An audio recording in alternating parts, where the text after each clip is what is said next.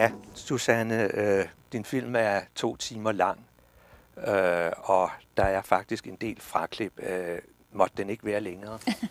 Om den skulle ikke være længere. Altså, biografer og sådan noget ville have været ked af, hvis den blev længere, for det er et problem, når film er for lange. Men jeg synes heller ikke, den skulle være længere. Altså, der er også en form for naturlig fortælling, altså, som har en vis længde. Jeg synes faktisk, der er enormt mange film i øjeblikket, som er for lange, hvor jeg sidder og havde lyst til, at de havde været lidt hårdere ved deres eget materiale. Det har noget at gøre med at være klar på, hvad det er for en historie, man fortæller, og så være tro over for det, og så foretage de valg, som man bliver ked af på en måde. Altså man kommer til at savne noget, men samtidig skærper det fortællingen. Ja. Og det er jo tit det, man gør til sidst i klipningen. Ja, det er klart.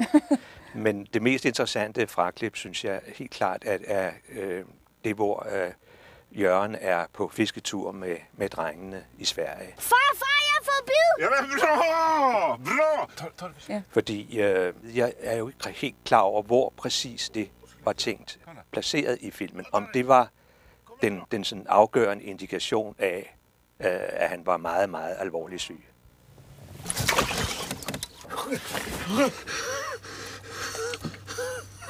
Og det lå faktisk der, hvor der er jo en scene, hvor de kommer hjem fra fisketuren, ja. hvor Helene har fundet ud af, at han er syg. Nemlig, ja. Den scene lå i det område, i det område der.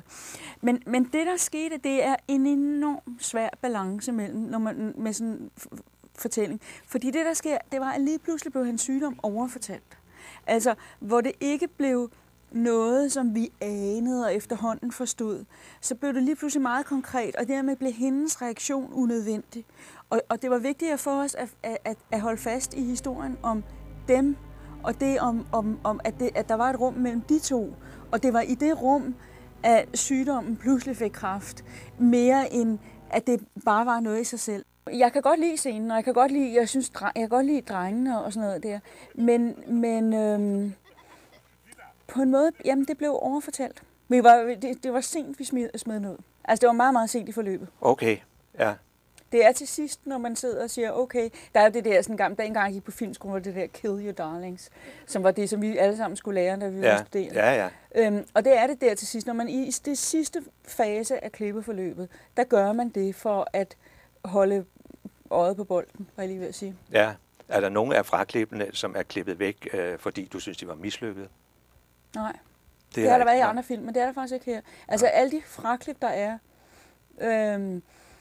er klippet væk, fordi at de var distraktioner i forhold til hovedhistorien. Ja. Og der er nogle af dem, jeg savner. Jeg synes stadigvæk, det er rigtigt at gøre det. Men der er nogle af dem, det er med sådan en vis vemodighed. Ja. Jeg kan godt forstå det med de 3 tanter ved brylluppet, og de der forfærdelige hagl, ikke? Der er havl i, Christine. Der er havl igen. Nej, det er for ringe. Det skal de da sige, inden vi går til bord. Det tror jeg, de har sagt. Det er jo en rystende historie, man får. Først er, at der er kork i hver tredje, korsmag i hver tredje rødvinsflaske. Hvad er der? Der er prop i hver tredje rødvin. Jeg ved simpelthen ikke, hvad vi skal gøre. Der er jo simpelthen ikke nok. Ja, og så er alle de havl. Det må jo være en frygtelig middag, de har fået. Men, og det er jo timet, altså, det er jo utrolig morsomt lavet, ikke? Mm. Helt simpelthen utrolig morsomt. Mm. Var du også bange for, at det blev lidt for morsomt, eller? Nej, problemet er, altså jeg elsker jo at få lov til at grine ud på optagelserne, og jeg elsker også at få lov til at se film, hvor jeg sidder og griner. Og jeg havde det så skønt med den scene. Jeg synes, det var så sjovt. Jeg synes, de var så skønne, de der tanter.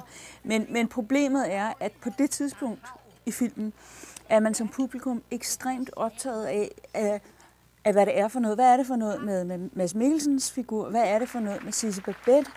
Hvad er det, og hvad er det, Jørgen vil? Og man kan ikke orientere sig i det, og man er meget optaget af, at Mads Mikkelsen kommer til det her bryllup, og man begynder at forstå, at der er en fortid, man skal forholde sig til. Og derfor har man ikke rigtig lyst til at køre ud af en sidevej, og så komme tilbage. Og det var helt klart, altså vi sad, så klippede vi den lidt ned, og så klippede vi den lidt ned, og til sidst så tænkte vi, det går ikke, fordi til sidst blev den også amputeret, at det ikke rigtig var noget.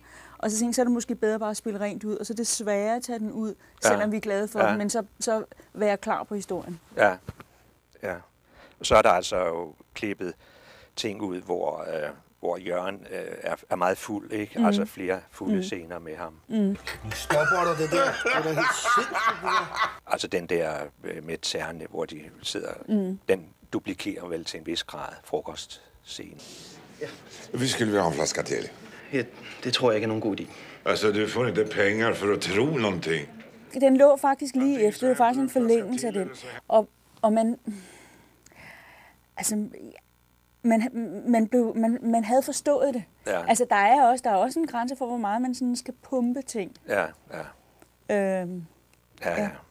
Ja, så er der jo så den scene, hvor Helene opsøger Jakob på hans hotelværelse. Hvorfor tager du ikke bare tilbage til Indien? Ved du hvad? Der er sgu heller ikke noget, jeg hellere vil end det. Men der får man måske meget af det samme i deres store scene sammen i villaen. Hej. Hej.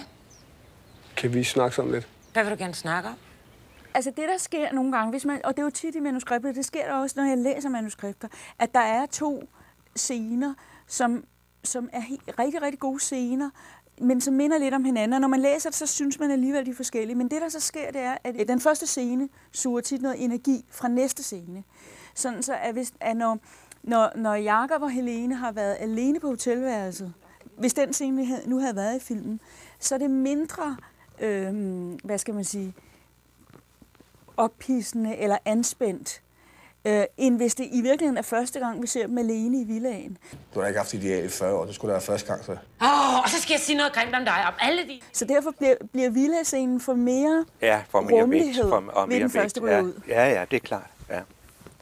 Jo, men så synes jeg, vi er nået meget godt rundt om det med fraklippene.